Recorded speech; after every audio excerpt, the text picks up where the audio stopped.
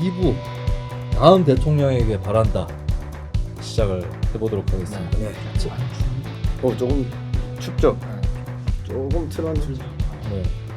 채팅창에 계신 분들도 다음 대통령이 해야 될 일들에 대해서 좀 얘기를 해주시기 바라겠습니다. 이 에피소드는 아마 개표 방송이 한창 진행 중인 목요일 0시에 올라가지 않을까.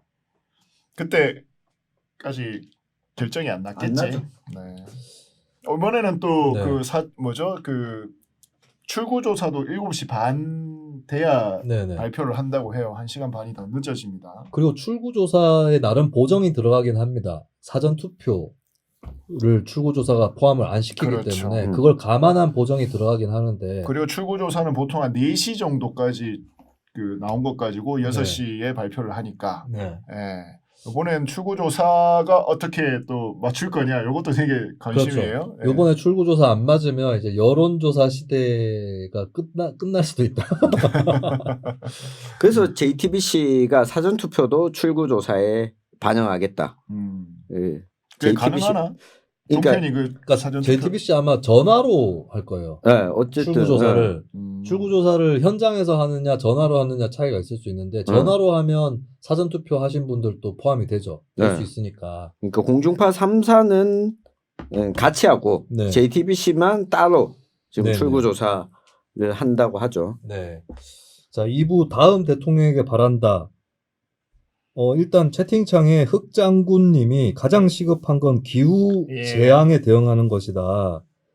근데 사실 기후 위기 대응도, 그러니까 기후 위기를 대응하면 안 된다고 얘기하는 사람은 별로 없습니다. 중요하다고 다들 얘기해요. 결국에 가려지는 건 뭘 할 거냐거든. 뭘 할 거냐에 대해서 의견이 많이 갈리는 게 원전이죠. 그렇죠. 네. 네. 그리고 저는 한편으로는 기후 담론이 단기적으로는 친원전 쪽에 유리하게 작용했다.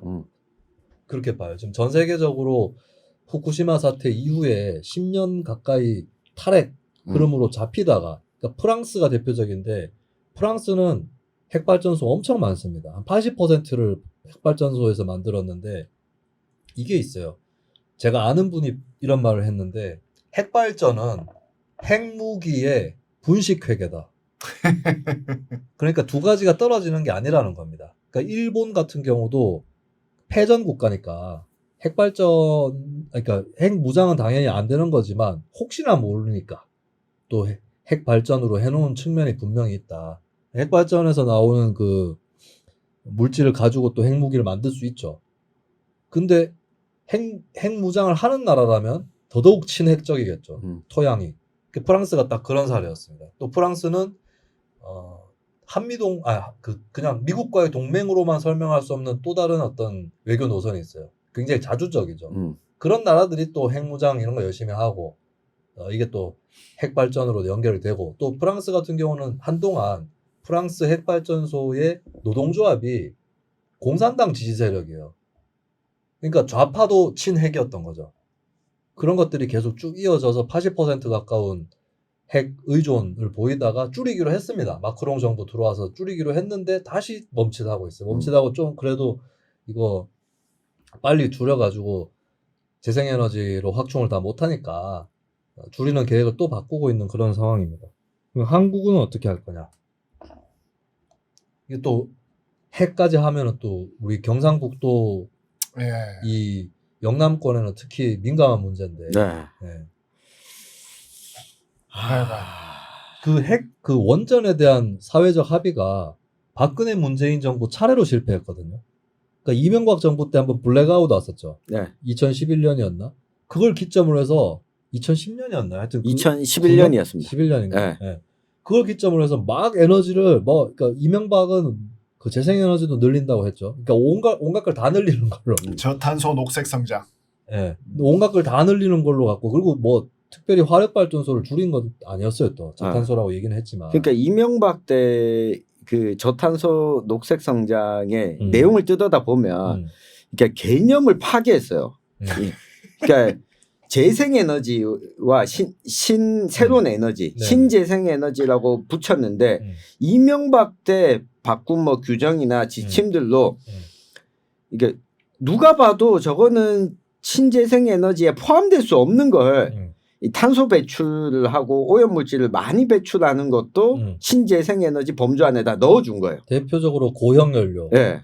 근데 신재생에너지에 대해서 사람들이 그 속으신 게 있는데 단어가 신재생이 아닙니다. 신재생이 한 단어가 아니라 신점재생. 재생. 예, 그 신에너지에 고형연료나 이런 거 다 포함돼. 우드 펠릿으로 예. 빼고 하는 거 다 들어간 거죠. 그게. 예.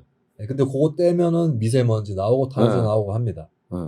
그러니까 그런 것들도 파괴했고 그리고 또 한편으로 이명박 때 저는 이 부정적으로 보는 것 중에 하나가 4대강 사업이 그 뭐 환경 생태 이런 차원만의 문제가 아니라 우리나라에서 수력 발전을 하는 데 있어서도 상당히 부정적 영향을 많이 줬다.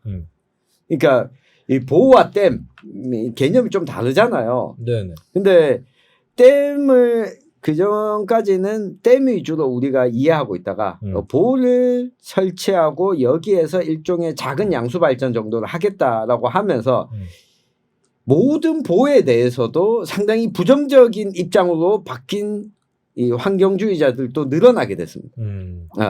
그러니까 저는 이명박 때 그 탄소 중립에 대한 개념이 제대로 잡히지 않고 뒤틀린 이 상황을 만든 것 때문에 다른 친환경 에너지들로 좀 확장할 수 있었던 것들을 망쳐버렸다. 특히 포항 지진에 영향을 끼쳤던 지열 발전 승인을 한 것도 이명박 그렇죠. 정부 때. 네, 고향 사람이 고향 사람이. 고향 사람이 잘못해가지고. 네. 그 혹시 그 낙동강에 녹조 많이 끼게 해가지고 그걸로 발전을 하려고 했나 녹조로? 녹조로? 그런 기술이 있다는데. 녹조 발전이? 네, 녹조를 가지고 뭐 발전할 기술이 있다는 것 같은데. 메탄을 발생시켜가지고. 네. 아니 채팅창에서 동동이의 성별을 언급하는 사람이 있었어요. 그러니까 동동이가 반대로 누워버린 겁니다. 지금 안 보여주겠다. 자신의 지금 신체를 가지고 그래서 지금 동동이가 진짜 동동이가 지금 방금 일어났다가 반대로 등을 보이고 누웠어요. 왜 그거를 그런 걸 왜 언급합니까? 안토니오님 잘못하셨어요. 왜 또 호명을 해? 네. 그리고 근데 이제 아까 원전 얘기를 했는데 박근혜 때 월성 1호기 연장했잖아요. 네. 요 과정 잘못된 과정이었거든. 예, 정확하게 여러 보고서라든가 이런 거 챙겨보지 않고 그다음에 부적격이었던. 그러니까 원전 쪽의 이해관계하고 맞물려 있는 보고서 만들거나 할 때 이제 참여했었던 사람이 2명이나 부적격자로 위원회 들어가가지고 의결시켜버린 거거든요. 이게 이제 법정 끝까지 갔으면 내가 봤을 때는 그때 연장 결정 잘못됐을 거다. 그 판결 나왔을 거라고 보는데 그 1심 판결까지만 나오고 그 다음에는 이제 문재인 정부에서 닫아버리면서 그냥 재판부가 더 이상 이걸 다투어야 될 이유가 없으니까 각하시킨다라고 해서 그냥 법정에서는 종결 지어버린 사안인데 그때 연장한 것도 잘못됐고 근데 문재인 정부가 그러면 이걸 닫는 과정은 잘 됐느냐? 아니죠. 그 수사에 들어가야 될 정도로 그러니까 경제성 부분을 건드려버린 건데 자, 경제성은 원래 계산하던 그대로 하면 어지간한 원전을 다 돌려야 됩니다. 그러면은 문재인 정부가 원전을 닫고 싶었다면 정면 승부했었어야죠. 경제성을 따질 게 아니라 안전성이랑 원래 있었던 그 수명 이걸 지키는 방향에서 그리고 문재인 정부가 신규 원전 몇 개 더 짓고 돌리는 걸로 결정을 내렸기 때문에 기성 원전은 닫아도 된다. 이 논리로 갔었어야 되는데 경제성을 무리하게 건드리다가 산업부 장관도 무리하고 공무원들은 감사 들어오니까 파일 삭제해버리고 이러다가 수사받게 된 거 아닙니까? 그러니까 박근혜 정부가 월성 1호기 연장하는 것도 잘못됐고 문재인 정부가 월성 1호기 닫는 과정도 잘못됐어요. 이걸 어떻게 이제 다음 정부에서 풀어나갈 거냐. 저는 예산 법률주의가 있듯이 원전 법률주의도 필요하다고 봅니다. 그러니까 원전의 기간, 운영 기간, 연장 여부 이런 거를 경제성으로 따지지 말고 사회적 합의로 안전성이나 원래 사회적 합의 이런 것들을 종합해서 판단하는데 난 그걸 법으로 명시하자. 제 생각은 그거예요. 월성 1호기 몇 년 몇 월까지 법으로 명시해 놓자. 그리고 만약에 돌려야 되면 법을 개정하는 거죠. 네, 국회에서 합의를 이뤄야 된다. 근데 이번 문재인 정부에서 원전 관련해서 국회는 맨날 여당은 그냥 정부 따라가고 야당은 정부 반대로 하는 것 뿐이었지 직접적으로 자기들이 결정할 수 있는 걸 만들지 않았다고. 국회가 직무유기한 거예요. 그 네. 굉장히 좋은 안이네요. 국회가 결정하도록 하자라고 하면 이 국회의사당 있는 데다가 원전을 옮기는 것도 네네. 함께 추진하면 예, 저는 원전과 사드가 필요하다면 원전은 국회의사당 딴 데로 옮기고 거기다가 원전 만들면 이제 한강이 바로 옆에 있으니까 냉각할 수 있죠. 사드는 청와대 청와대에 놓는 것이 어떨까 그런 생각이 듭니다. 또 다음 정부에서 풀어나가야 될 그러니까 기후 위기 마저 얘기하면 그러면 뭐 화력 발전소, 공장 또 뭐가 있죠? 탄소 배출에 뭐 많잖아요. 미세먼지 다 포함되면 뭐 그렇죠. 공사 현장. 고등어. 근데 고등어 삼겹살도 무시하면 안 되는 게 고등어 삼겹살 이런 연기 많이 마시면 폐병 걸립니다. 예, 유엔에서 그때 이 병으로 전 세계에 죽는 사람이 한 해에 수백만 명 된다고 얘기를 했어요. 예, 그래서 그것도 무시 못하는 거고.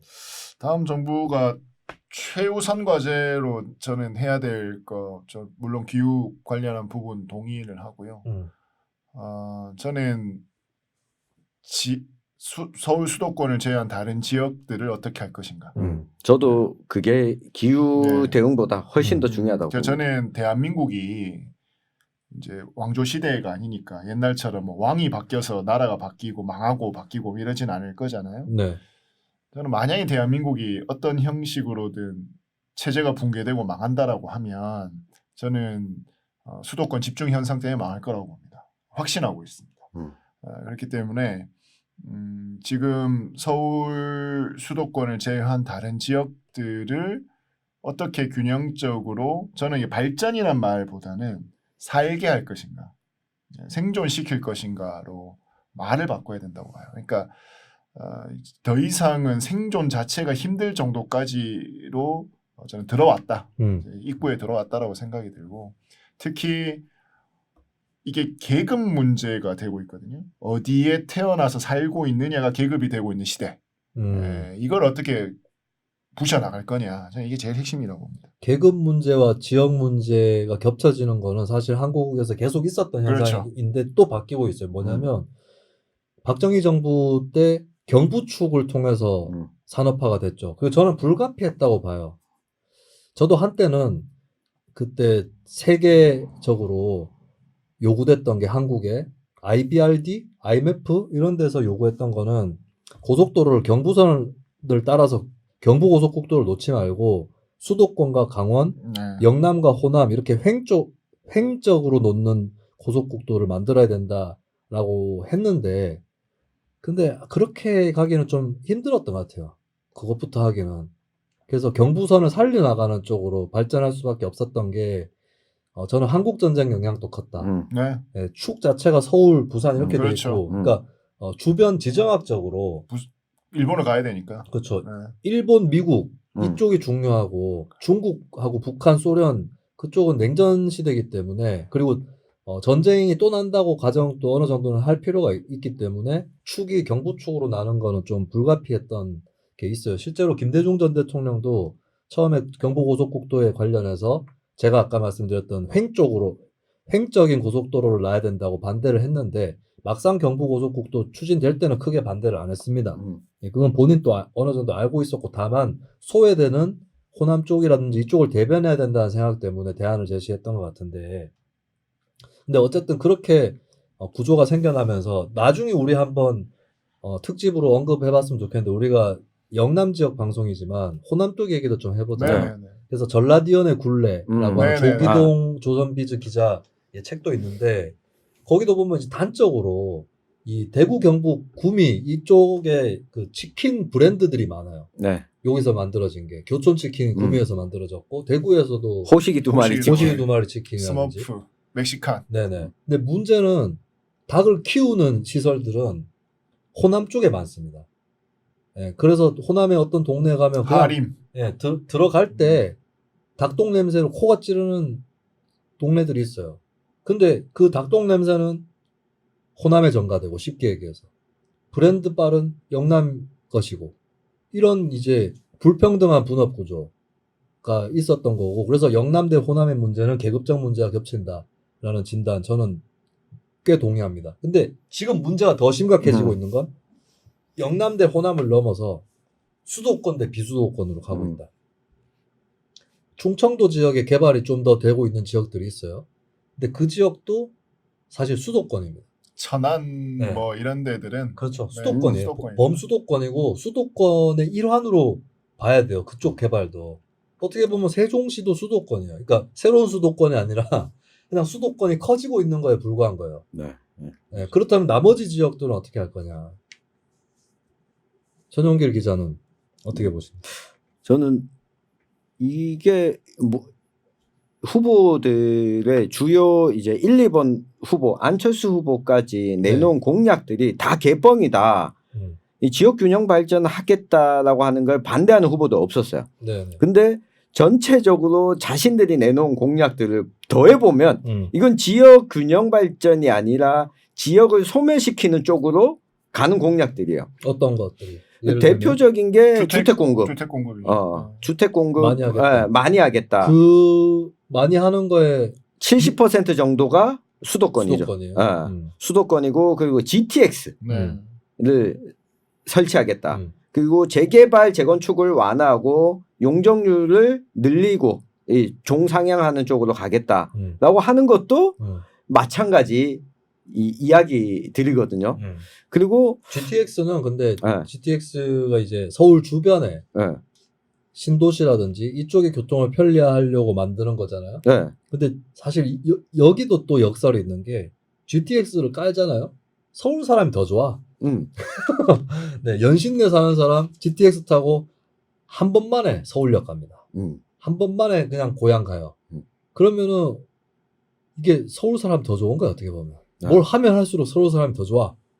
그렇죠. 그리고 그 정도가 되면 그 아까 그 천안 이쪽까지도 범수도권의 범위 안에 포함이 된다고 했잖아요. 그러면 지방에서 지방을 떠나서 수도권으로 넓어진 수도권의 범주 안에 들어가는 사람들은 더 많이 늘어나게 될 것입니다. 그러니까 편리하게 하면 편리하게 할수록 그 경향은 점점 더 가속화될 거다. 물론 표가 많으니까 그 이야기 하는 건 알겠는데 그러면 다 같이 우리 그냥 좁은 수도권에 다 모여 살자라고 이야기하는 게 더 솔직한 거고 까딱 잘못하다가는 진짜 이창원 대표님이 이야기했던 것처럼 아예 국가가 무너질 수 있다라고 저는 보고 있기 때문에 가장 동의하는 것은 젊은 세대들을 이제 그 지방으로 오게끔 하는 게 아니라 저기 그 마강래 교수가 최근에 제안했던 이 베이비붐 세대들이 이 지방에 가서 다시 돌아가서 생활할 수 있도록 하고 젊은 사람들이 적은 비용으로 수도권이나 지방의 대도시에 거주할 수 있는 환경을 구축하는 쪽으로 방향을 지금이라도 잡는 게 저는 해답이라고 봅니다. 그러려면 내가 맨날 하던 얘기예요. 그러니까 젊은 사람을 자꾸 지방으로 끌어낼 생각을 하지 마라. 그리고 그게 젊은 사람들 입장에서 불공평하다고. 자기네들은 대도시에서 졸라 재미 봐놓고는 젊은 세대는 또 지방 분권과 균형 발전을 위해서 비수도권에 살아라. 이게 잘 안 되죠. 그래서 한 가지 아이디어 제안을 하면 GTX를 깐다고 치면 그 50대 이상이 만약 수도권 밖으로 벗어나서 특히 기농기촌을 한다라고 했을 때 이들에게 제공해줘야 될 거는 다른 것보다 중요한 것은 차를 한 대씩 주는 겁니다. 그 전에 우리가 한번 얘기했죠. 차를 무상으로 주자고. 기후위기에 역행하는. 아니 근데 그 한적한 데로 가면 대중교통을 차가 불편해요. 권력입니다. 농촌에서는. 농촌은 차 없이는 안 돼. 특히 여성 농민들이 권력이 적은 이유 중에 하나가 차를 가지지 못해서. 탄소 발자국이 엄청 커지죠. 그 농촌에 버스를 돌리는 게 한계가 너무 크기 때문에 차가 없이는 좀 힘듭니다. 그래서 저는 좀 말을 그러니까 국토 균형 발전이라는 말 자체를 저는 좀 바꿔야 된다고 봐요. 저는 국토 뭐 그냥 대한민국 균형 생존 어떻게 우리가 균형 생존. 그러니까 평등까지는 아니겠지만 그래도 최소한의 삶을 영위할 수 있는 내가 어디에 살더라도 최소한의 삶을 영위할 수 있을 수준으로 갈 것인가 이 부분이 저는 가장 다음 대통령이 초석을 좀 깔아야 될 부분이 아닌가 싶고 그러니까 이전에 우리나라 뭐 이게 일단 역사적으로 워낙 뭐 중앙 집권 체제를 워낙 오랫동안 해왔던 국가이기 때문에 우리나라는 무조건 뭐 사람은 나서 서울로 가야 되는 이 구조에서 인식이 오랫동안 뼈에 박혀 있잖아요. 근데 이게 21세기에는 굉장히 맞지 않은 사고가 되었고 있거든요. 그러니까 모든 어떤 정치, 경제, 사회, 문화 모든 부분에 있어서 이런 집권화되어 있는 부분을 어떻게 분권화 시킬 것인가. 그러니까 이 평평하게 이 부분들을 펼쳐 나갈 것인가가 저는 제일 해야 될 일이 아닌가 싶습니다. 그러니까 서울을 계속 이제 비교를 당하면서 태어날 때부터 평생을 살아야 되는 이 구조, 이 불평등을 어떻게 깨 나갈 것인가가 제일 중요하다고 봐요. 또 다른 과제가 또 있을까요? 저는 그것만 하면 된다고 생각합니다. 그게 제일 어려울 것 같은데요. 또 다른 과제는 앞서 우리 1부 때 다른 분야. 예, 1부 때 이야기했었는데요. 결국은 그 정치 개혁 과제. 이거는 누가 대통령이 되든 1년 안에 그 수행을 해야 된다.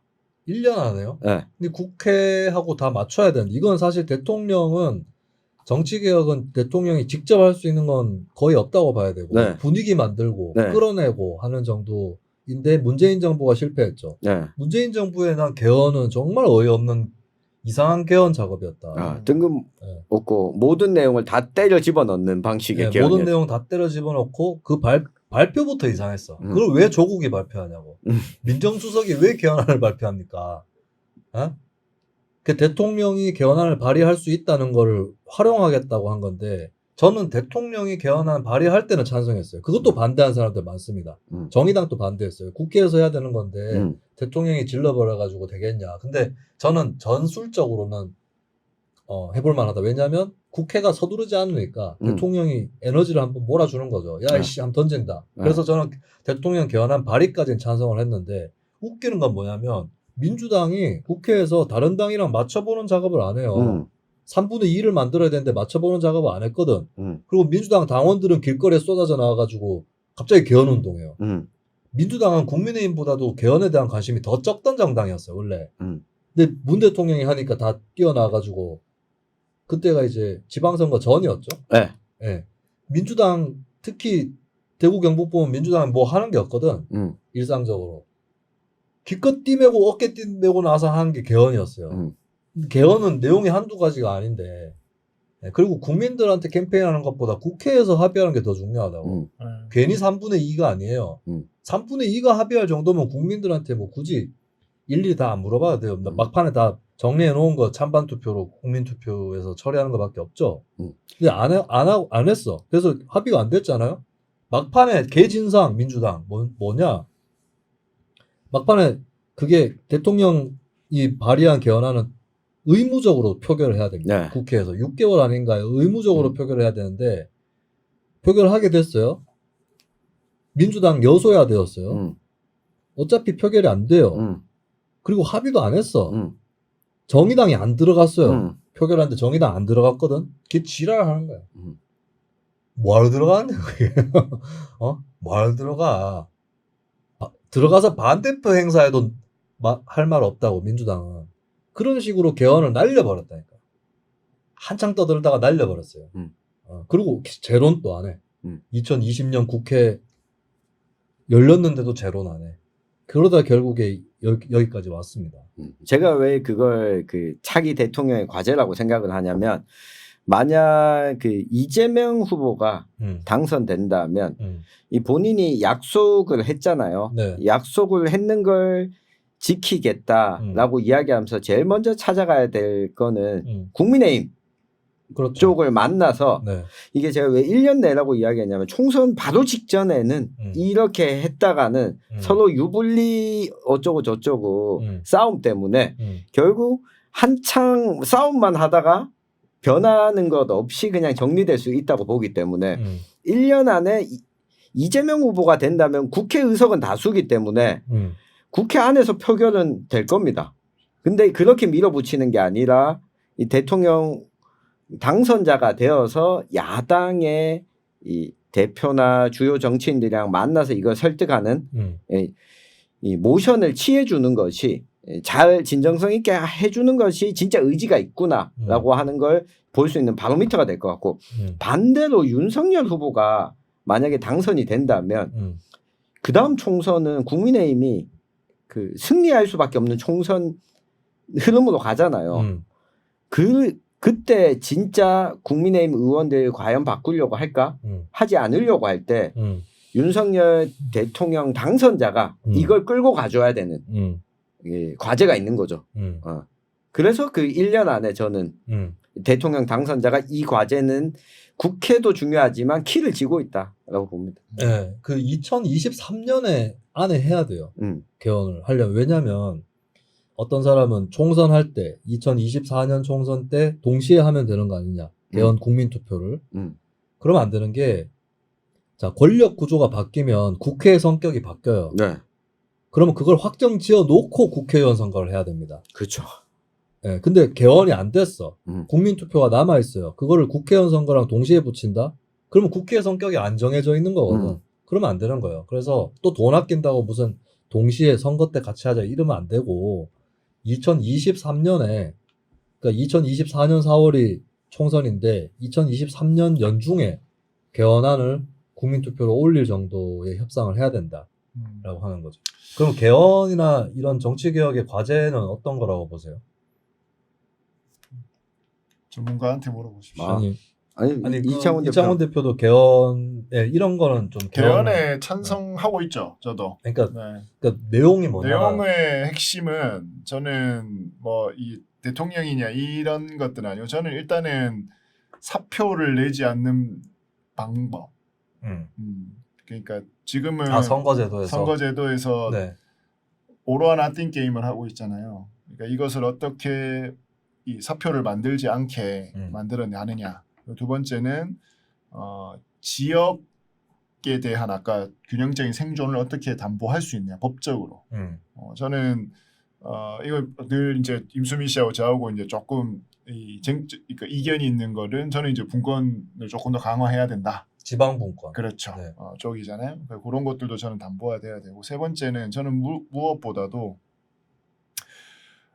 헌법에 문화권이라고 하는 게 저는 이제는 헌법적 권리로 좀 강력하게 담겨야 된다고 봐요. 지금은 없나요? 지금은 지역 민족문화 창달 이렇게 되어 있어요. 아 민족문화 창달. 네. 그래서 그건 굉장히 사실 그 폐기돼야 될 개념이죠. 네, 문화는 그냥 문화지 뭐 민족 문화야. 뭐 이런 게 문화라고 하는 단어가 몇 개가 나오는데 물론 문화권이라고 하는 건 그러니까 법문화권이라는 건 볼 수는 있어요. 이 어떤 생활의 부분이기 때문에 이런 것들을 조금 더 강화해서 지금 하위법에는 여러 가지가 있습니다. 그러니까 법률로서는 여러 가지 문화 관련한 법들이 있는데 이제는 생존권과 마찬가지로 그러니까 국민의 당연한 권리로서의 문화권들을 어떻게 보장해 나갈 것인가 저는 이게 헌법에 좀 담겨야 되지 않을까 싶습니다.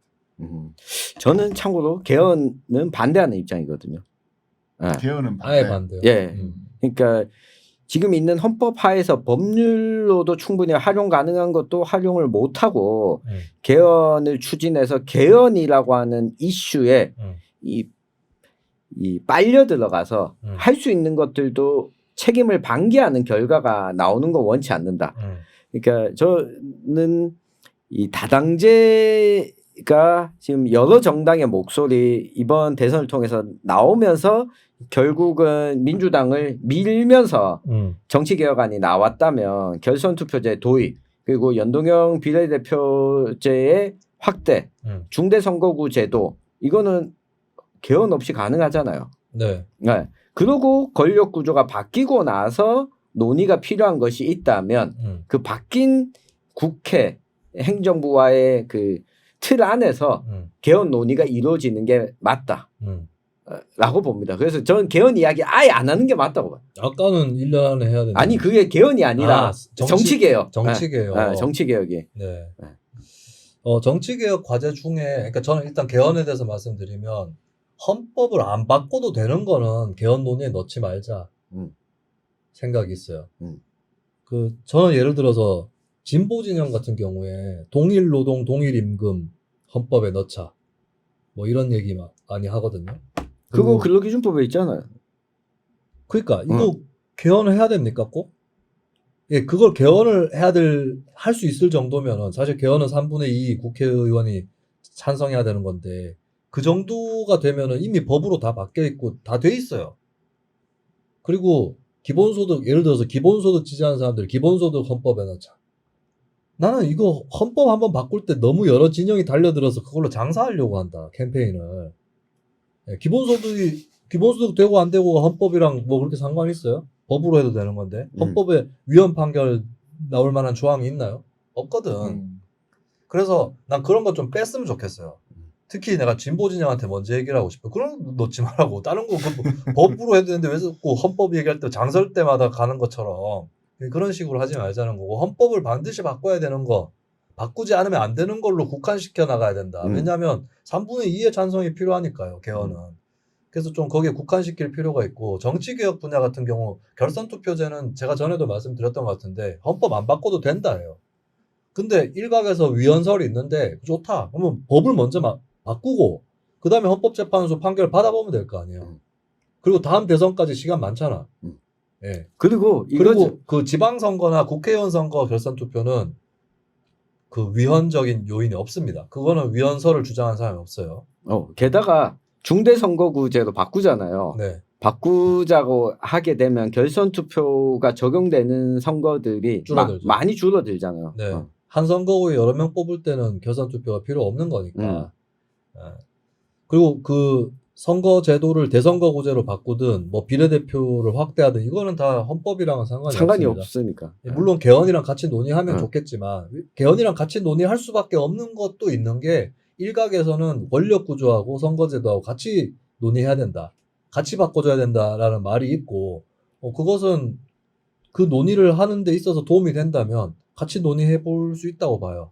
그래서 개헌 논의하고 정치개혁 논의를 분리시킬 필요는 없다. 뭉뚱그려서 얘기하는 건데, 이제 개헌해야 될 것과 안 해도 되는 것을 좀 분간할 필요가 있다, 이 얘기죠. 그러면 이제 헌법을 바꾸지 않으면 안 되는 것이 있는데, 저는 감사원 문제.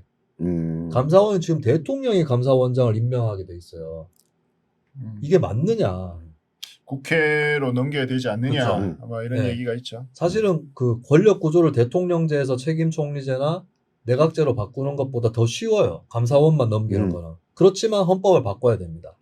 그리고 대법원장 또 왜 대통령이 임명하느냐, 여기에 대한 문제 제기가 있을 수 있어요.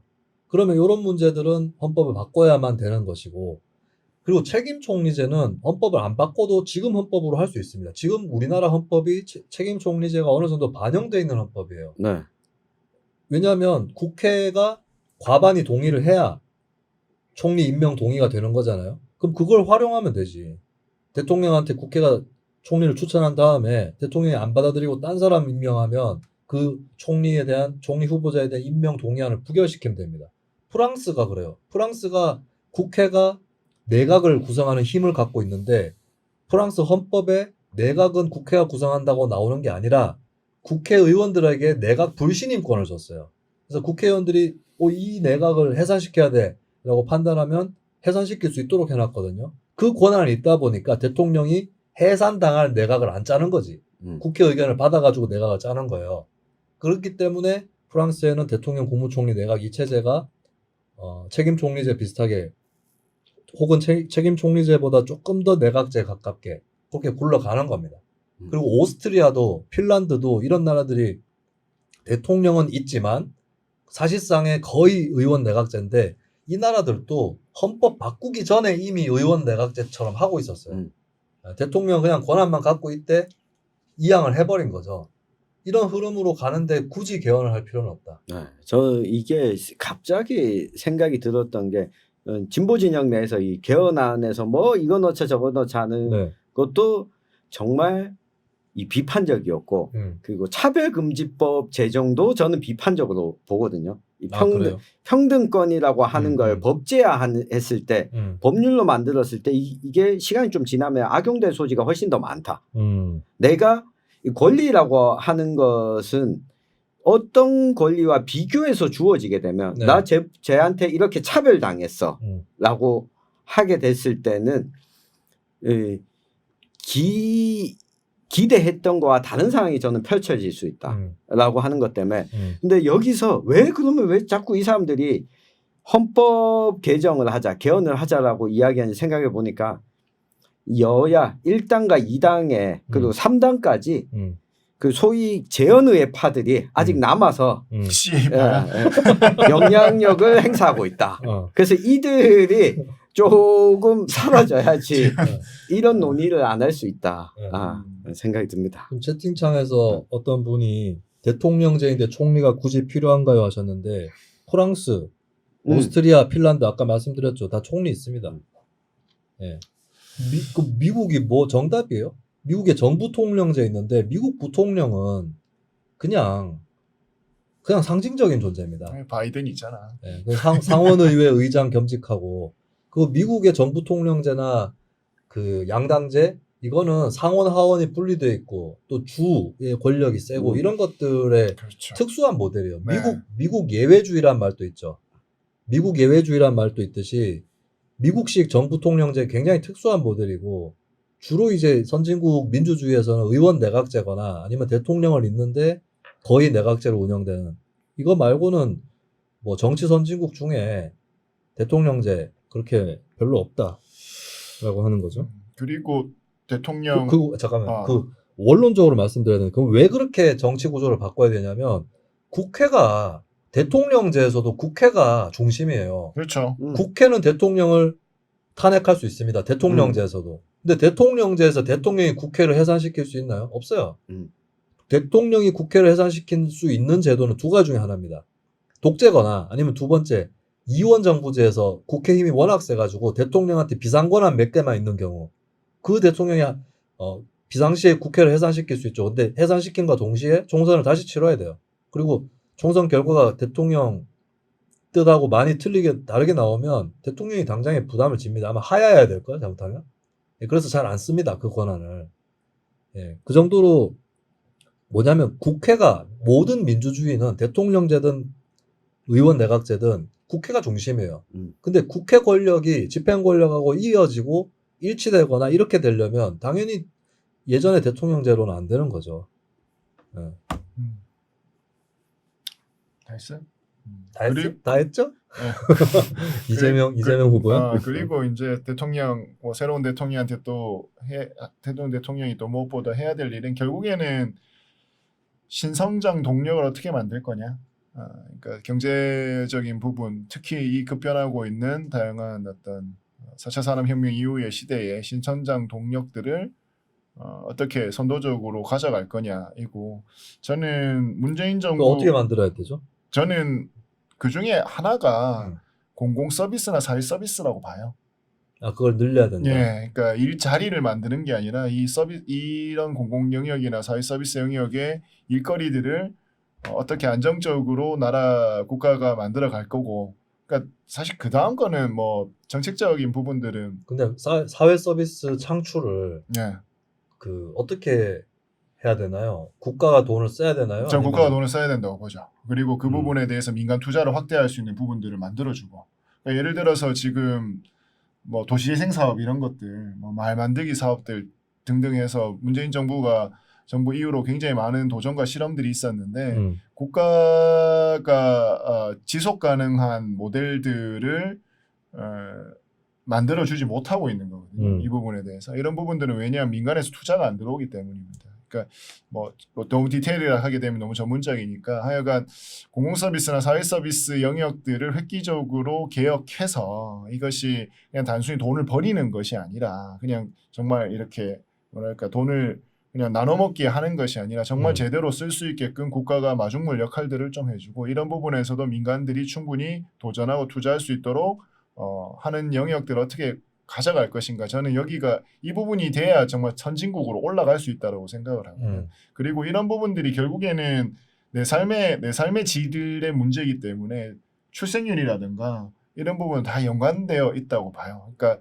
단순히 주거나 일자리 부분뿐만이 아니라 정말 이게 삶의 질을 높일 수 있는 부분들에서 경제 어떤 신성장 동력들을 만들었으면 좋겠고, 두 번째는 끝으로 정말 이제는 그러니까 정치가 더 이상 갈등을 좀 부추기는 일들은 좀 그만했으면 좋겠다. 그러니까 정말 대통령이 갈등을 좀 조정하는 중재자 역할을 제발 좀 해주셨으면 좋겠다. 박근혜 이후로 이명박 정도 때부터로 생각이 드는데 정말 큰 정치인들이 안 나오고 있잖아요, 우리나라에. 그러면서 계속해서 갈등만 있는 그런 상황이 되고 있는데, 사회가 정말 이게 진짜 안 될 것 같은데, 누가 되더라도. 그래서 정말 절망적인데요. 그럼에도 불구하고 정말 갈등 해소를 위해서 노력을 좀 해주셨으면 좋겠습니다. 갑자기 갈등 해소 이게 나와서 하는 말인데, 저는 누가 대통령이 되든지 간에, 그러니까 꼭 이래야 되는 거 아니에요. 원래 이게 정치의 답은 아닌데, 어떻게 보면은 변칙인데, 다음 정권은 대통령이 무소속을 하는 게 바로 탈당. 바로는 아니고 좀 탈당을 차라리 해가지고. 그러니까 뭐 우크라이나 같은 경우에도 대통령 당선되면 네. 당적을 둘 수 없다는 그건 너무하죠. 네, 규정이 있잖아요. 그러면 안 되는 거고, 그건 네. 이제 국회의장이나 그런 건데. 네. 정당 정치가 되나? 그러니까 저는 누가 되든지 간에, 그러니까 그렇게 안 해도 되는 게 좋은 정치 체제죠. 근데 난 다음 대통령에겐 그게 요구될 수 있다. 네, 다음 대통령한테는 그게 왜냐하면 다음 대통령은 제가 계속 얘기하잖아요. 사실은 저는 기대를 별로 안 합니다. 그 누가 정권을 잡든지 간에 될 것이다. 네, 그렇게 보는데, 근데 그걸 그나마 빠져나오려면 어떻게 해야 될까? 근데 다음에 아다리 걸린 대통령은 다시는 안 그러기 위해서라도 탈당을 하는 건 어떨까? 그리고 특히 정치개혁 개헌 논의를 할 때 탈당을 하는 게 어떨까라는 생각도 없진 않습니다. 물론 난리 나겠죠. 특히 본인이 몸담고 있었던 정당에서. 이종님이 갈등의 원인은 대통령이 아니라 사회 양극화라고 하시는데, 저는 갈등의 원인, 직접적 원인이 될 때가 굉장히 많았고요. 대통령과 정치권이. 더군다나 현재는 갈등의 주체이기도 하고 갈등을 심화시키는 동력이기도 합니다. 그런데 대통령과 정치권이 해야 할 일은 결국에는 갈등을 해소하라고 국민들이 세금 써가지고 그 자리에 앉혀놓는 거거든요. 그럼 적어도 주체나 동력까지는 안 돼야 되는 거잖아요. 그건 자각을 하고 인식을 좀 했으면 좋겠어요. 채팅창에 야구 기자라는 사람이 100명도 안 듣는 이딴 방송은 왜 하냐 크크크크 하셨는데, 너 같은 새끼들이 활개 못 치게 하려고 하는 거예요. 네. 소수파와 다양성을 위해서. 알겠냐? 새끼가. 너 같은 새끼가 줄어들길 바란다, 다음 정부에서는. 또 무슨 안 될 것 같아요. 아니, 존나 웃긴 게, 여기 이제 채팅창에 댓글 달고 방송 올라오면 에피소드에 댓글 달고 이런 새끼들 중에 지 돈 많이 번다 이런 걸로 자랑하는 새끼가 있어요. 많이 벌어라 그럼. 씨발 뭐 어쩌라고. 후원 좀 해주세요. 아니요. 그럼 후원 좀 해주시오. 많이 벌어서 뭐합니까? 우리한테 줬어야지. 우리한테 후원도 안 한다니까 어차피. 저한테 쓰세요. 많이 벌면서 김수민 저 또 돈 못 벌면서 이런 걸로. 그럼 네가 돈 많이 번다고 니한테 권위가 실리니? 우리 셋 중에 김수민이 제일 잘 벌어. 아니, 진짜 웃긴 놈이 어떤 새끼가 예전에 이제 조국 사태부터 계속 댓글 다는 새끼가 이제 옥탑방에서 얼어 뒤졌냐 이거부터 시작해가지고 계속 다는 거야. 그러다가 이 새끼가 결국에 댓글 안 달고 있는데 뭐냐면, 너 출연해가지고 출연료 한 번에 5만 원쯤 버냐? 이러더라고. 내가 야, 제일 싼 게 10만 원이다 했더니 갑자기 자취를 감췄어요. 2배라서 계산을 해보니까 자기 생각보다 많은 거야. 저는 출연료 5만 원짜리도 갑니다, 여러분. 주로 지역 방송에는 5만 원. 네, 저도 그렇습니다. 네. 근데 저는 사실 서울 지역에 주로 있고 중앙 방송을 많이 하지만 저 지역 방송도 하던 거 계속 하고 있어요. 그렇죠. 예, 저 MBC 경남 것도 지금 거의 3년 반 넘었어요. 네, 보통 이러면은 그만두거든. 네, 그거 해봤자 사실 원고도 내가 다 써. 5만 원짜리 방송들 특징이 오히려 시간 더 많이 걸려요. 아니, 정리하다가. 최영준님, 토마토시스님 5,900원. 네. 갑자기 후원이 막 어, 늘어나고 어. 있어요. 아, 많이는 돈? 못 벌지만 늘 참여하고. 아니 근데 돈 얘기하니까. 야구 기자님 고마워. 궁금한 게 어. 왜 5,900원일까요? 이거 뭐 달러로 돼서 그런가? 이게 뭐지 선이자 우수리 떼고 주나 이게 이거지. 뭐죠? 아니 원래 달러. 우선 떼는 거 아니거든요. 달러는 또 달러로 표현이 되는데 아, 그래? US 아니 뭐야 호주 달러. 이거는 원인데 호주 달러 여하튼 환율을 좀 내가 까먹었다. 궁금합니다. 늘 이게 5,900원이 찍히길래 그렇네. 5와 9가 우리랑 뭔가 영향이 있나 하는 생각이 네. 좀 들었는데 네. 저는 대선 후보한테 이건 좀 바랍니다. 증세, 제가 맨날 얘기했던 증세 거죠. 이야기해야 됩니다. 예, 우리나라 조세 부담률이 낮아요. 예. 예, 그리고 조세 부담률 말고 딴 건 높다고 뭐 얘기하는 사람들이 있는데 뭐가 높아? 수도 요금도 졸라 낮고. F 5,900원 F 그리고 전기요금 가지고 민주당 국민의힘이 진짜 짜증나는 게 국민의힘은 전기요금 그거 얘기하면서 계속 그걸 친원전 논리로 삼는단 말이죠. 민주당은 민주당대로 전기요금은 끝내 안 올린대 맨날. 전기요금도 현실화해야 됩니다. 그래서 자 전기요금을 자 멀리서 전기 끌어다 쓰는 사람들이 있죠. 서울에 원전 있나요? 원전 하나도 없잖아요. 근데 저기 시골 동네 착취해가지고 전기 쓰는 거 아니에요. 그러면 그거 엄청 물려야 돼 전기요금. 대신에 가까운 거리에서 태양광을 단다든가 이러면은 그러면 그만큼만 내면 되지. 확 적게 내면 되죠. 예? 그리고 수도요금 제가 수도요금 한국에서 제일 싼 도시에서 정치를 했기 때문에 구미 예, 낙동강 물 있고 또 기업들이 있으니까 많이 봐줘요. 수도요금 너무 싸요. 우리 맨날 그랬어. 우리 진짜 국회의원들이 구미 시의원들보다 책임감이 없는 게 우리는 구미 시의원 하면서 수도요금 올렸습니다. 결국에. 예, 뭐라고 했는지 알아요, 다들? 이건 좌우가 없어. 진짜 초정파적으로 합의했어요. 물을 물 쓰듯 쓰고 있어. 그래서 올렸습니다. 예? 그 비용이 들어가고 이런 소요되는 건 요금 올리고 그 세금 더 내야죠. 왜냐하면 배분을 해야 되는데 뭐 갖고 배분을 합니까? 아이고. 기존 예산을 깎아가지고 어떻게 배분하냐고. 그렇죠. 그럼 SOC 예산 막 깎을까요? 복제 늘리려고. SOC도 필요한 거 있잖아. 기업 지원도 해줘야 되고. 그러면 앞으로 확장 재정을 해야 됩니다. 그러면 돈을 어디서 갖고 올 거냐? 증세를 해야 되는 거지. 그리고 이게 세금에 포함되지 않지만 이번 대선에서 이슈가 나왔던 국민연금, 국민연금이랑 건강보험 이거 두 가지 다 사실 저도 뭐 고백을 좀 하면 저는 유스민에서 급여를 받는 근로소득자입니다. 근데 근로소득자이기 때문에 유스민의 임금이 최저임금입니다. 그러면 4대 보험도 거기에 맞춰서 내잖아요. 이게 근로소득자가 한 번 되면 세금은 딱 그만큼 근로소득에 한해서만 세금이 아니라 이 4대 보험료를 냅니다. 근데 제가 종소세 결산을 하면 소득이 근로소득보다 3배가 더 뜁니다. 근데 최저임금 기준으로 4대 보험료를 낼 수밖에 없어요. 저 같은 사람들은 실소득은 이것보다 훨씬 많지만 근로소득 기준으로만 4대 보험료를 내고 있는데 저는 뭐 이런 것들도 좀 현실화 할 필요가 있다. 나도 세금을 좀 4대 보험료를 더 내는 게 맞다라고 보거든요. 근데 낼 수 있는 방법이 없어요. 지역가입자가 아니기 때문에. 국민연금 제가 이 얘기도 많이 했는데 국민연금 또 올려야 돼요. 보험료율을. 9% 내는 나라가 어디 있습니까? 선진국 중에. 받는 건 엄청 받으려고 그러고 소득 대체율이 40%인가요? 네. 너무 많아요. 그리고 그래서 이종님 말씀하신 것처럼 사학연금, 공무원, 군인연금 개혁도 맞습니다. 그렇죠. 근데 요 전형길 고소득이심. 전부 다 유스민 가난한 줄 알았는데 네. 생각보다 많이 벌어서. 근데 근데 요게 있어요. 그러니까 저는 공무원 연금하고 그 특수직역 연금하고 국민연금 통합하는데 당연히 찬성하는데 근데 공무원들도 억울한 거는 공무원들은 보험료율은 높아요. 예. 그 연금 낼 때는 많이 내요. 그러면 통합하면 일반 시민들도 많이 내야죠. 그리고 많이 내도 손해가 아니라니까. 결국에 국민연금 자체에 대한 혐오라든지 공포가 조장돼 있는데 자 민간연금 들면 연금보험에 들면 낸 만큼 돌려받습니다. 딱 1배수 정도예요.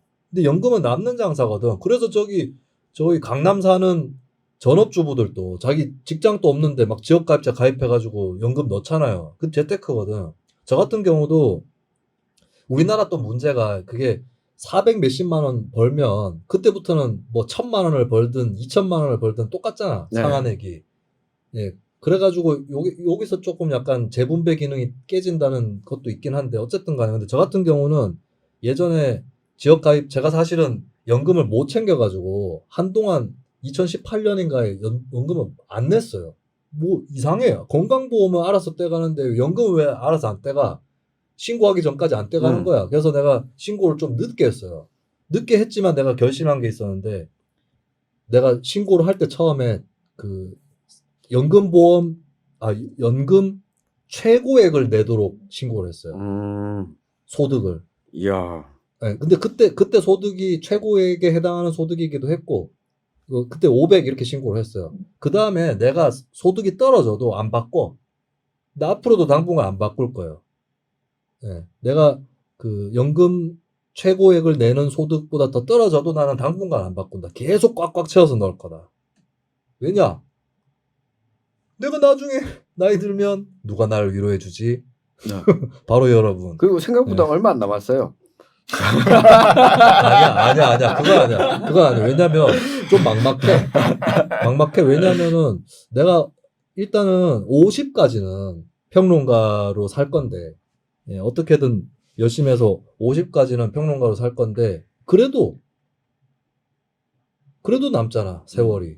그러니까 좀 막막해요, 그거 받을 거는. 근데 그래도 어쨌든 간에 내가 굳이 그거 지금 적금 뭐 이렇게 들어가지고 해야 되는, 적금도 제가 하고는 있습니다만, 그래도 왜? 구애하는 거야 지금? 어디다가? 오빠도 적금 넣고 보험 들고 다 한다. 타짜에 나오잖아. 하지만 네가 날 무시하면 그때부터 난 깡피가 되는 거야. 곽철영이가 그런 얘기를 하죠. 나도 보험 넣고 적금 드는 사람이다. 영화 거룩한 계보에 보면 그 깡패로 나오는 정준호가 자기도 엠네스티에 후원금 낸다고 이런 얘기를 하죠. 그래서 근데 어쨌든 좋은 거는 노후에 받을 수 있으니까 그때 내가 뭐 벌이가 없어도. 그래서 연금은 가입하는 게 이득이고, 오히려 이제 정부에서 해줘야 될 거는 연금 사각지대에 있는 분들 어떻게 가입시킬 거냐.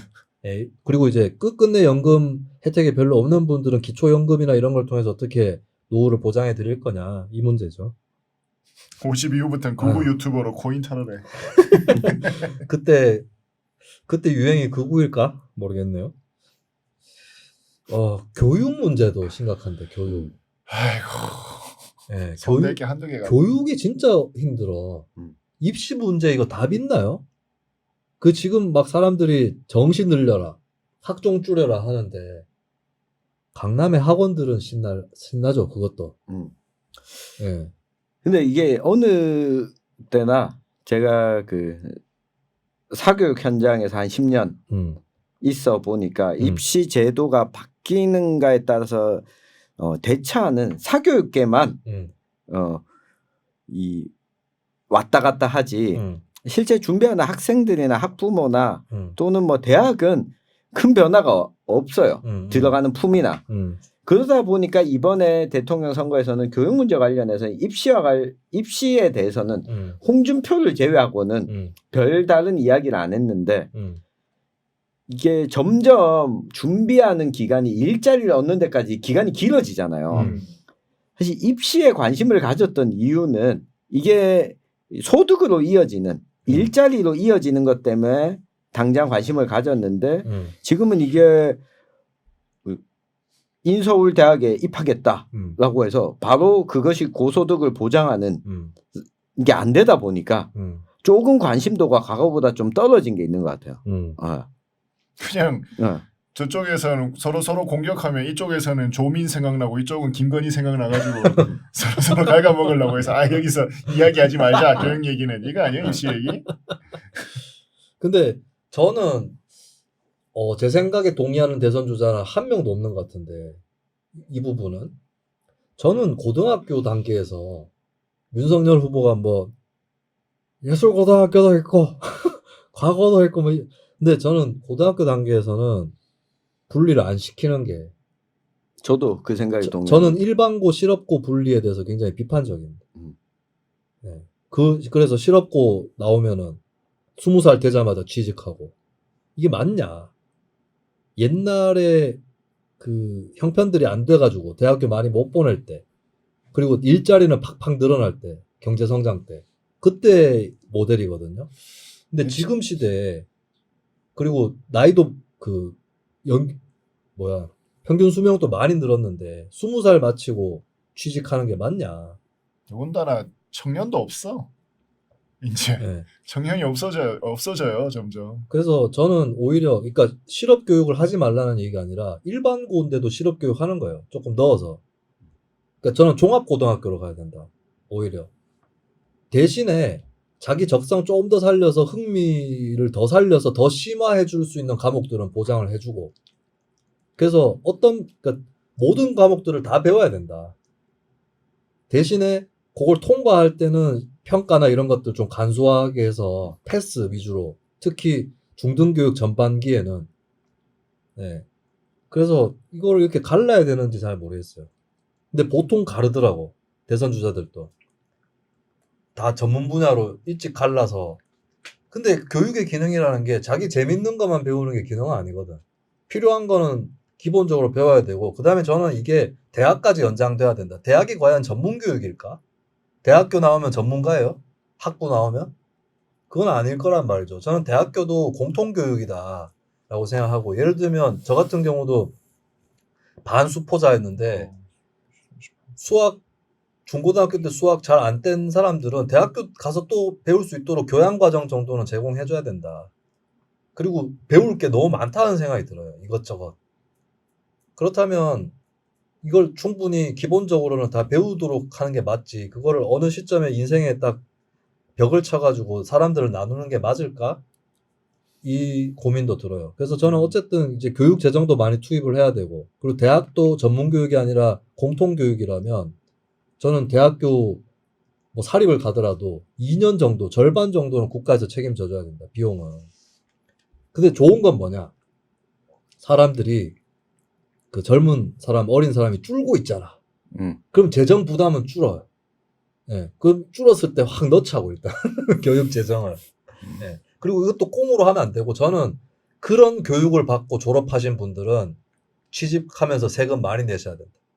국가에게 혜택을 받고 학비를 대폭 낮춰서 교육을 받으신 분들은 취직해서 월급이 생기는 그 순간부터 교육세 같은 것도 내야 된다. 저는 많이 내고 있어요. 교육세. 지방교육세. 네네. 이 담배와 술을 많이 하기 때문에 요런 간접세 말고 요런 간접세 말고 직접세로. 네. 네. 주민세 낼 때도 지방교육세 내고 있고 그렇죠. 차도 지방교육세 내죠. 그래서 그렇죠. 아니 공공의 혜택을 받고 교육을 받은 사람이 취업을 해서 돈을 버는 순간부터 자기 후배들을 위해서 돈을 내는 거죠. 그 교육의 세금은. 그렇죠. 네. 그리고 저는 그거 보니까 진짜 국가에 최선을 다하고 있는 것 같습니다. 그 후배들의 취업률을 높여주기 위해서도 정말 최선을 다했고 최근에 유스민의 신입 기자가 또 한 명 들어왔습니다. 아 그래? 네. 축하합니다. 네. 그리고 이제 대학 교육은 저는 근데 서열을 없애려고 하면 안 된다. 전 진짜 무슨 프랑스처럼 무슨 평준화하자 이런 주장을 혐오합니다. 경멸합니다. 그렇게 평준화하면은 서울로 이사 가겠지. 대학교를 집 근처 대학교로 간다 그러면 막 사람들 신촌으로 이사 가고 관악으로 이사 가고 카이스트 옆으로 이사 가고 이러겠죠. 그런 것보다는 좀 현실적으로 서열을 어느 정도는 인정해야 되는데 좀 층수를 줄일 필요가 있다. 근데 네. 이런 거 있죠. 이제 학교의 서열화는 문제가 있는 거지. 그러니까 무슨 얘기냐면 예를 들어서 홍대미대가 서울대미대보다 뭐 서울대라고 하는 거는 점점 격차가 나버리고 있거든. 그러니까 이런 거는 문제가 있는 거죠. 그러니까 뭐 특화되어 있는 과나 혹은 뭐 특징적인 어떠한 뭐 것들이 있다라고 하면 그 부분에 대해서는 사실 쭉 올라갈 필요는 있는 거죠. 예를 들면 안동대 민속학과 같은 거는 거의 없는 유일한 학과거든요. 중앙대 민속학과가 없어지면서. 그렇죠. 그러니까 이런 과들은 거의 뭐 그 탑클래스에 있는 학교의 과들과도 경쟁할 수 있게끔 해줘야죠. 근데 우리나라는 서울대 쫙 서고 그 다음에 뭐 연고대 쫙 서고 이렇게 되니까 그러니까. 이게 문제라. 이제 바뀌었죠. 예? 뭘로 바뀌었는데? 의대 치대 의대, 쫙 그렇지. 하고 그렇지.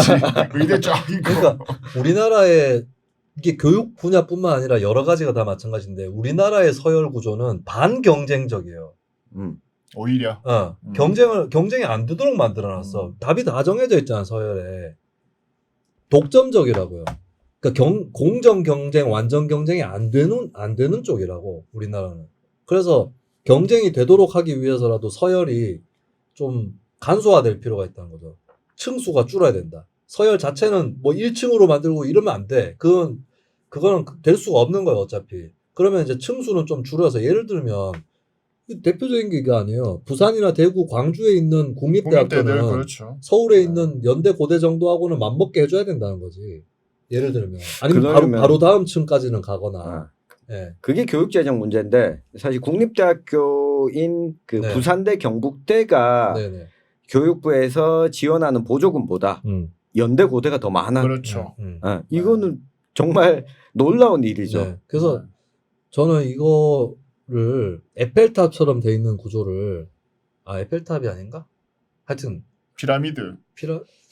뭐 그러니까 차라리 피라미드가 낫다고 생각하는 게 저는 한 대학생 중에 40 내지 60% 정도는 그냥 그게 없는 거야. 서열이 없는 체계에 들어가 있는 거야. 거기서 거기. 예. 그래서 예를 들면 저는 이런 것도 생각해봐요. 그러니까 서울대를 1, 2학년 없애버리는 거예요. 3, 4학년만. 3, 4학년만 있고 서울대 가려면 그 경북대나 이런 데를 들어가야 돼 일단.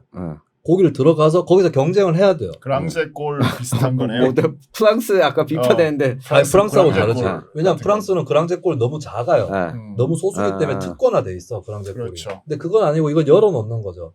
그래서 경북대를 1, 2학년 다니면서 그 잘 해가지고 잘 되면 이제 서울대로 가는 거죠. 예. 전학 가는 거군요. 전학이 아니라 그러니까 같은 이겨서. 체계에 속해 있는 거지. 그 비슷한 뭐 방안이 나왔던 게 그 서울대는 대학원 기능만 가지는 형태로 바꾸자. 근데 저는 대학원만 가지고는 좀 그럴 것 같고 왜냐하면 서울대를 학부를 없애면 결국에는 연고대나 이쪽들이 그 자리를 차지하게 돼 있어요. 그래서 그리고 되게 중요한 게 국공립 네트워크 이런 거 만들려면 서울에 있는 대학교 사립대 중에 몇 개는 흡수해야 됩니다. 예, 협상 들어가야 돼요. 그러기 제일 그거 좋은 게 없이 하면은 안 돼. 결국에는 서울 지역 사립대만 유리하게 돼 있어요. 그러면 민족고대는 민족의 대학교니까 흡수해야 될 것 같고 또 우리 졸라 폭력적이네. 세종대는 신흥무관학교를 계승한 학교니까 또 네. 계승 데리고 와야 될 것 그럼 같고 미션 스쿨들만 빠지겠네. 그렇죠. 이화여대 뭐 이런데. 근데 그런데 그거보다는 아니면은 좀 복합적으로 생각해 볼 필요 있는 것 같아요. 사립대도 국가랑 사립이 공동으로 운영하는 방법도 있을 수 있다. 그래서 영남대 같은 데들이 저는 좀 그렇게 했으면 좋겠다. 영남대도 네. 흡수해 와야죠. 근데 그걸 공약으로 내세웠다가 이 1도 실행을 못한 게 문재인 정부 5년이었죠. 그렇죠. 공영형 사립대. 공영형 사립대가 가장 초보적인 실천이거든. 그리고 예를 들면 상지대, 조선대 이런 학교들이 유력 학교예요. 예전부터 꼽혀왔던 학교인데 사업 분쟁이 있었던. 하나도 못하고 갔어요. 하나도 못하고. 국민 135님 만원 감사합니다. 근데 저는 대학 진학률 낮추자 이런 주장에 동의하지 않습니다. 대학에 네, 저도요. 많이 가야 될 것 같아요. 네. 예. 그리고 어차피 취직하려면 시간도 걸려. 예. 그리고 이거는 뭐 또 점점 동의하지 않을 분들이 늘어날 수도 있는데 나는 군 복무제도 양성 복무론자입니다. 예, 이런 것들도 좀 앞으로 활발하게 논의가 됐으면 좋겠어요. 저는 2030년쯤에 여성도 군대 가는 날이 올 수도 있다고 생각합니다. 아하, 우리 애들 우리 두 딸이 네. 군대를 갈 수도 아하, 있겠구만. 저희 딸도 그럼 네. 군대를 군대 한번 갔다 오는 거지 뭐. 그리고 군대를 잘 좋게 만들어야죠. 그리고 나는 여성이 군대에 간다고 했을 때 여성 군입대를 준비하는 과정 그리고 여성이 군대에 들어간 이후 이 두 가지 과정을 통해서 군대도 더 좋게 바뀔 거라고 생각합니다. 빨리 통일합시다. 난 통일해도 나는 이제 양성 복무를 해야 돼. 저는 사실 완전 모병제는 반대하거든요. 국민들이 다 같이 부담하는 게 좋다. 이런 일일수록. 그런데 그렇다면 여성을 뺄 이유가 있느냐 그런 생각도 들어요. 저는 한편으로는 장애인도 어느 정도까지는 군대에 가서 뭐 이렇게 거기 맞는 훈련을 하면 되죠. 네, 휠체어 사격도 있을 수 있고. 왜냐하면 그리고 대신에 군 복무 기간은 줄여야 됩니다. 제가 말한 대로 하려면. 시스템도 많이 변화해야죠. 네, 군 복무 기간 왜 줄여야 되냐면 진짜 옛날에 3년씩 이렇게 하는 거는 이게 직업군인 채용을 하기 싫어가지고 하는 거랑 다름없는 거예요. 근데 제가 얘기한 징병제는 진짜 말 그대로 국민들이 한 번씩 왔다 갔다 하는 거기 때문에 군 복무 기간이 길 필요가 없는 거고, 그 다음에 자대 배치 기간보다는 훈련하는 기간, 교육받는 기간이 길면 된다. 그래서 거의 끝나고 나오면 예비군은 저는 필요하다고 봐요. 예비군은. 옛날에 그 김대중 대통령이 없애자고 했던 그 예비군은 군대에서 사람 실컷 부려먹고 또 부려먹기 때문에 없애자고 해서 사회적 반향이 있었지만 지금은 뭐 지금 정도면, 그리고 합숙은 빼자. 합숙은 없애자. 내무생활. 합숙은 없애고 그 예비군 합숙 있잖아. 예비군 그러니까 삼박 사일. 동원 훈련. 동원. 그냥 하루 이틀 정도 갔다 오는 걸로 총이나 한번 쏘고 그냥. 네, 코로나19와 같은 네. 감염병 때문에 동원훈련은 당구가 못하지 않을까. 그리고 나는 여성 군 복무 전에도 예비군은 좀 여성이 갈 필요가 있다. 가서 총 한 쏘고 오면 돼요. 우리 예비군 뭐 이렇게 헐레벌떡 뛰고 이런 것도 별로 없어. 난 예비군 훈련 가서 행사 나갔었어. 네. 야외 연주 있는데 뭐 노시면 뭐예요? 앞보떡 던져 두더니만 나가 부실 수 있죠. 좀 하고 있는데 그러니까 악기 불어라. 그리고 보면 요즘에 20대 여성들, 10대 여성들하고 얘기해 보면 군대 갔다 오고 싶대. 그냥 예, 그렇게 긴 것도 아니고 하면 예. 괜히 그거 군 문제 때문에. 얘는 우리 뉴스 밑장에 공식적인 의견은 아니라 김소희 씨 개인의 의견입니다. 한국갤럽 여론조사에도 20대 여성이 군 복무, 양성 복무 찬성률이 다른 오히려 그 중년 남성보다 높게 나타났어요. 되게 웃긴 게 뭔지 알아요? 중년 남성은 당연히 안 나오지. 되게 웃긴 게 50대 남성에서 여성 군 복무에 대한 반대가 높아요. 당연히 높죠. 근데 웃긴 게 뭔지 알아? 군 복무 자체에 대한 반대가 다 높은 거 아니야? 남자도 웃긴 게 뭔지 알아요? 50대 여성에서는 높아. 이게 뭐겠어? 50대 남성 이거야. 50대 여성 남성 부부가 있잖아. 그러니까, 집에. 근데 애가 딸이 있어요. 그러면 50대 여성 엄마가 전혀 저거 전혀 저거 고생이라고는 안 하나 그러고 저 군대를 갔다 와라 저거. 군대 그거 못할 게 뭐 있냐. 지금 내가 가도 하겠다. 진짜 50대 여성은 지금 보내도 할 수 있을 것 같아. 근데 어쨌든 내가 가도 가겠다. 여자가 군복무 못할 게 뭐야. 전혀 저거 군대 보내야 돼. 이러면은 50대 남편이 군대가 그렇게 쉬운 줄 알아? 안 돼. 제가 또 대선 주자 당선자에게 마지막 한 가지 바라고 싶은 거는 이게 진짜 세대가 다르니까 차이가 이렇게 나는구나. 제가 어제 사전 투표를 촬영을 해야 돼서 나간다고 이야기를 하고 있는데 저희 딸이 아빠 3번 심상정 찍고 와 그런 거예요. 왜? 딸이? 네, 딸이. 아니 그 주사일제 돼야 되잖아 라고 이야기를 하면서 아니 왜 주사일제가 돼야 돼라고 하니까 주사일제 되면 선생님도 4일만 나올 거니까 학교도 4일만 갈 거 아니냐. 그럼 심상정 찍으면 주사일제가 당장 되는 거 아니냐라고 이야기를 하더라고요. 아니 교사를 주사일제를 해도 교사끼리 로테이션으로 근무하면 많이 할 수 있고 그다음에 나는 교육 얘기 나와서 하는 말인데 나는 기본적으로 그러니까 선생을 일을 많이 시키자는 게 아니라 되도록이면 일주일 내내 돌려야 된다고 생각해요. 교육이나 보육시설을.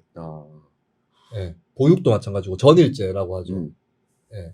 그러니까 이런 부분들이 다 사회 서비스인 그렇죠. 거죠. 이런 부분들을 저는 적극적으로 육성하고 이걸 신성장 동력으로 써야 된다고 봅니다. 그래서 주말 학교에는 비정규직 교사들 가고 나 같은 사람도 강의할 수 있는 거지. 학교 가서. 성대모사 강의.